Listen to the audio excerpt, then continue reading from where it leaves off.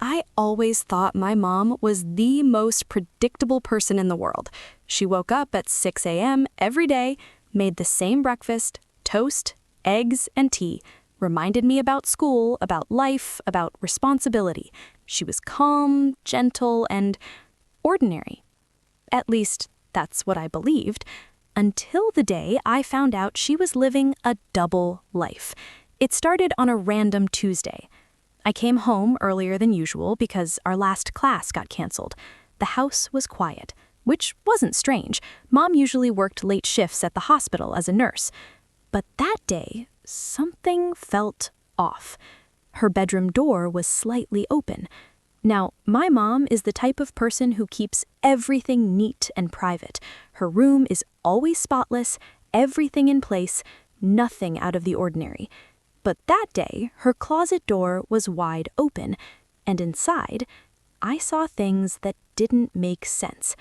Elegant dresses, high heels, jewelry I had never seen before. Not the kind of things a tired nurse wears after a 12-hour shift. I remember just standing there, confused. "Whose things are these?" I whispered.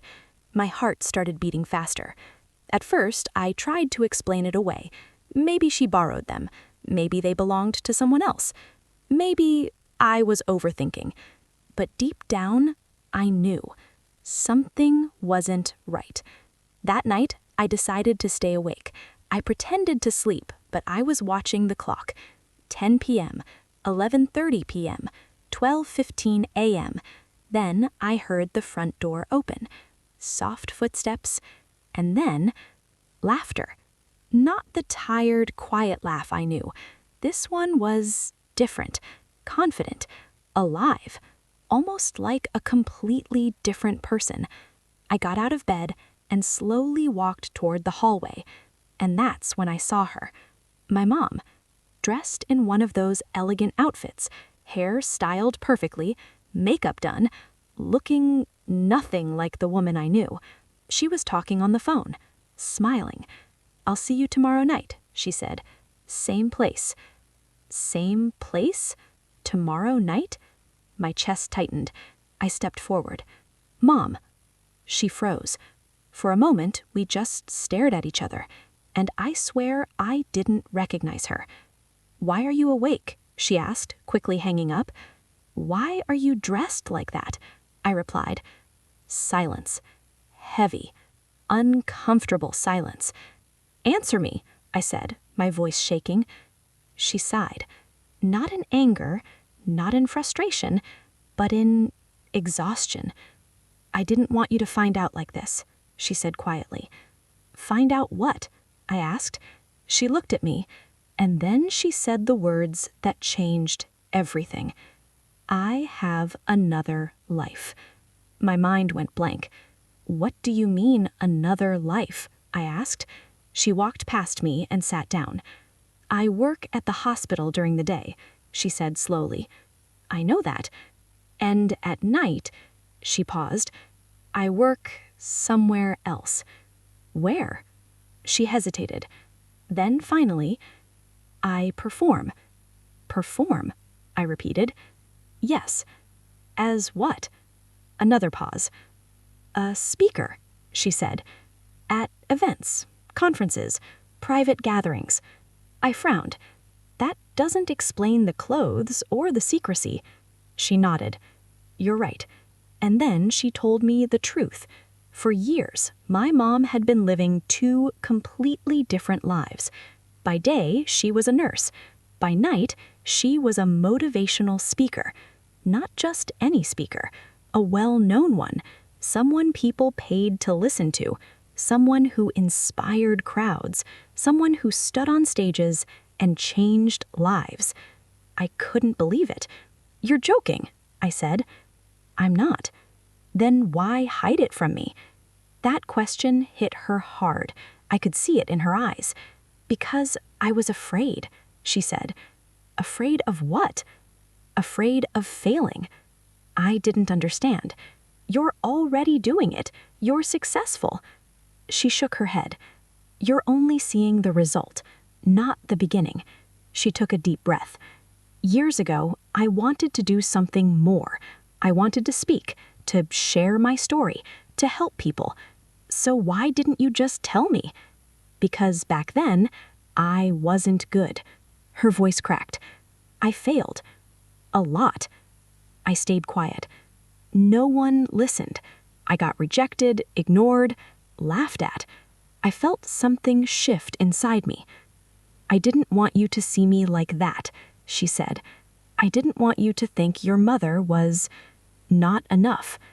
That hit me harder than anything else. All this time, I thought she was just living a normal, simple life. But in reality, she was chasing something bigger, in silence, alone. I worked at the hospital during the day, she said, and at night, I kept trying. Why didn't you tell me when things started working out? I asked. She smiled sadly. Because by then, I didn't know how to explain it. I sat next to her. You should have told me, I said softly. I know. You would have been proud of me. That's when she looked at me, and for the first time, I saw tears in her eyes. I wasn't proud of myself, she admitted. That moment changed how I saw everything. My mom wasn't living a double life because she was hiding something bad. She was protecting a dream, a fragile, uncertain dream, one she wasn't sure would survive. I go by a different name, she said. What name? She told me, and I froze, because I recognized it. I'd seen her videos online, watched her speeches, saved her quotes. She was one of the people who inspired me, and I had no idea she was my mom. You changed my life, I whispered. She smiled. You changed mine, too. From that day on, everything was different. I started going to her events, watching her speak, seeing how people looked at her, with admiration, respect, hope. And I realized something powerful.